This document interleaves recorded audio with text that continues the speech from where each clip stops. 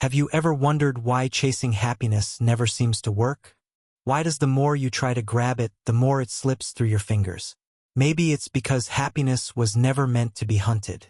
Maybe it's something that grows when you stop looking for it, when you start moving, experimenting, failing, laughing, and learning instead. This is a story about breaking that cycle, about becoming anti-fragile in a fragile world. So take a breath, clear your mind, and let's begin the journey. Be careful that your need for happiness does not become an albatross. The more you chase it, the further it drifts. Focusing on your lack of happiness will only create more lack. Instead, focus on movement, on action. Fill the negative space in your life with growth. Happiness will follow quietly when it's no longer being hunted. Break the cycle of lack. Become a master of negative space, filling it with courage, imagination, and humor. Forget about happiness. Focus on maneuverability, flexibility, and adaptability through the mind, the body, and the soul. Bend into the flow state. Become anti-fragile even in your fragility. Here's how. Forget explaining and embrace doing. As Nassim Nicholas Taleb said, "It is much better to do things you cannot explain than explain things you cannot do." The world rewards the bold tinkerer, not the eloquent theorist.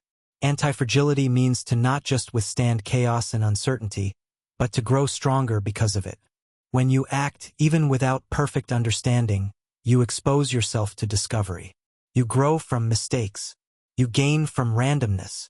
But when you over-explain and never act, you grow fragile. Theory without action is paralysis. Doing builds resilience. So move first and understand later. Forget what you think you know and embrace no mind. As Machiavelli said, a sign of intelligence is an awareness of one's own ignorance. Imagine everything you know as a trap, a trick of your former self. Unhinge the bolts of your old conditioning. Make space for new knowledge. Krishnamurti warned us that the mind, when full of facts, cannot inquire deeply. No mind is that sacred emptiness, a space of curiosity and humility. It's where you can consider without believing, absorb without clinging, and think without certainty. Will Durant once said, 60 years ago, I knew everything. Now I know nothing. True wisdom is the discovery of our own ignorance. Forget hubris, be humorous. Schopenhauer called humor the only divine quality of man. Humility is its foundation. Without it, ego consumes and blinds us. Seek what your ego clings to and release it. Rise above your identity, your politics, your certainties. Be curious, not convinced. Be unique, not uniform. Find the punchline in your own seriousness. We are all stumbling apes trying to make sense of an indifferent cosmos. Laugh at the absurdity of it all. Humor turns the weight of hubris into wings of lightness. It's not, oh no, I'm a fool. It's, ha, we're all fools, pass the popcorn. Forget the herd and embrace oneness. Kierkegaard said, if you want to be loathsome to God, run with the herd. Out beyond the noise of man lies solitude, a sacred space where all things connect. Schopenhauer compared great souls to eagles who build their nests in lofty solitude. Only in aloneness can you see clearly how everything interweaves. Tear down the walls of conformity.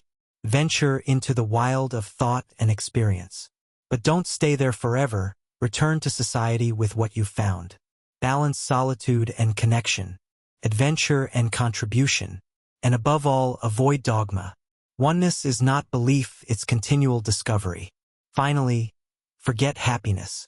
Allow the journey to be the thing. Nietzsche said, the strongest men find their happiness where others find their destruction. In the labyrinth, in experiments, in self-conquest. Hardship is not the enemy. It's the teacher. Pain refines. Challenge strengthens. From ashes comes the phoenix. Happiness is not something to chase. It's something that grows in the shadow of meaning. As John Stuart Mill said, those only are happy who have their minds fixed on something other than their own happiness. The search is the thing, not what's found. The truth quest is the thing, not the truth. The journey is the thing, not the destination. So live on purpose with purpose. Create meaning.